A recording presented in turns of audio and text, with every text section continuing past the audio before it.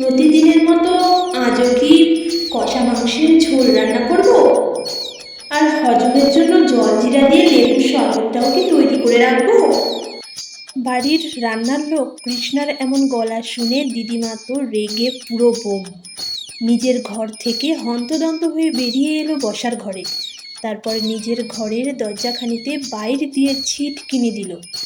তারপর বসার ঘরের পাশে থাকা রান্নাঘরের দিকে এগিয়ে গেল।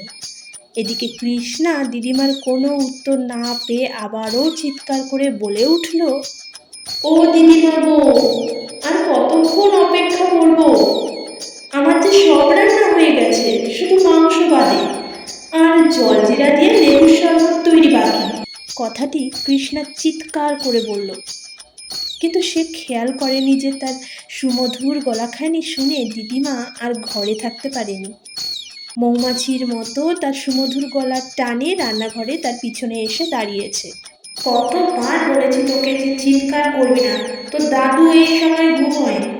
তোর এত চিৎকারে ওনার তো ঘুম ভেঙে যাবে। আর আমি তোকে তো বলেছি প্রত্যেক দিন কষা মাংস রান্না করবি, আর হজমের জন্য স্পেশাল লেবু শরবতটাও করবি। তাহলে বাড়ি বাড়ি এক কথা জিজ্ঞাসা করিস কেন?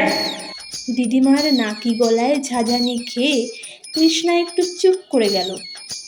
তারপর কিছু একটা চিন্তা করে বলল, ও দিদিমা, আমি তো এই 15 দিন হয় রোজ সন্ধ্যাবেলা রান্না করতে আসি এখানে।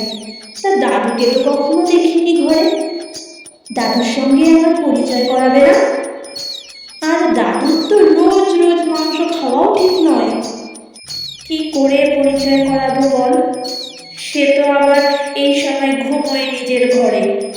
দিদিমার মুখে অমন কথা শুনে কৃষ্ণা কাজ করতে করতেই বলল, আচ্ছা, তোমাদের তো ছেলে পুলে কেউ নেই, তোমরা তো একা।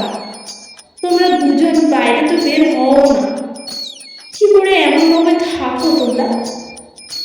তোমাকে যদিও পাড়ার সবাই দেখেছে 2 মাস আগে এই বাড়িটা কিনে যখন এলে, তখন। কিন্তু দাদুকে তো দেখেই নি কেউ। একটু তো দাদুকে নিয়ে বাইরে বের হতে পারো, তাহলে তো শরীর ভালো থাকবে, মনও ভালো থাকবে। কৃষ্ণা, তোকে বারে বারে বলেছি, কিউরিয়াসিটি কিউরিয়াস টু হেলথ। দিদিমা তর্জনী তুলে কৃষ্ণাকে কথাটি বলে উঠল, বাবা, আমি যেহেতু অশিক্ষিত তাই বুড়ি আমাকে ইংরেজির গরম দেখাচ্ছে। এই ভেবে কৃষ্ণা আর কোনো কথা বলল না। সে কষা মাংস রান্নাতে মন দিল। কৃষ্ণাকে আর কিছু বলতে না দেখে এবার দিদিমা বলল, আমি ঘরে যাচ্ছি, রান্না হয়ে গেলে রান্নাঘর বন্ধ করে ও বাইরের দরজা বাইরে থেকে একটু জোরে লাগিয়ে চলে যাস। এই বলে দিদিমা রান্নাঘর থেকে বেরিয়ে গেল। কৃষ্ণাও প্রতিদিনের মতো ভালো কষা মাংস রান্না কমপ্লিট করে ও স্পেশাল লেবু শরবত তৈরি করে নিল। তারপর সব রান্না পাত্রে রেখে ঢাকা দিয়ে দিল।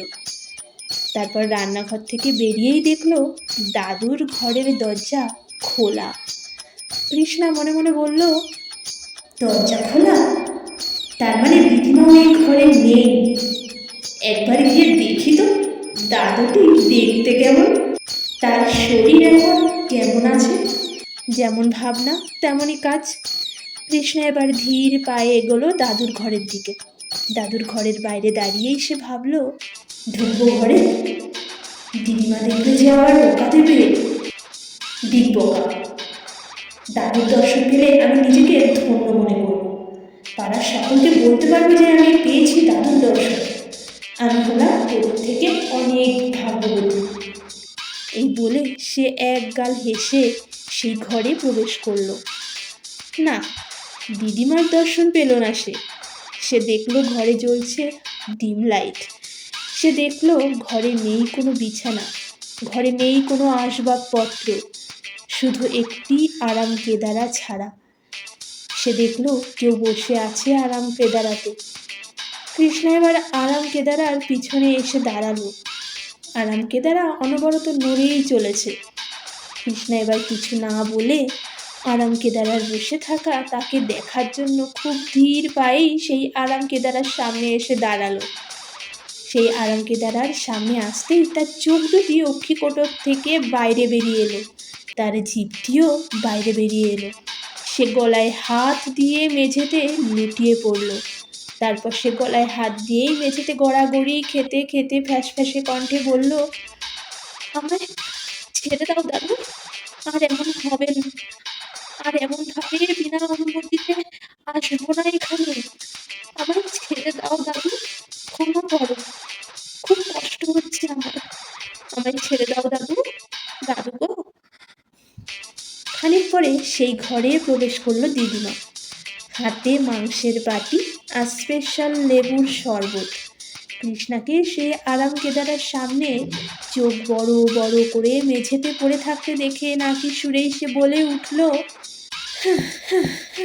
কতবার বলেছি কিউরিয়াস শুনলি না তো।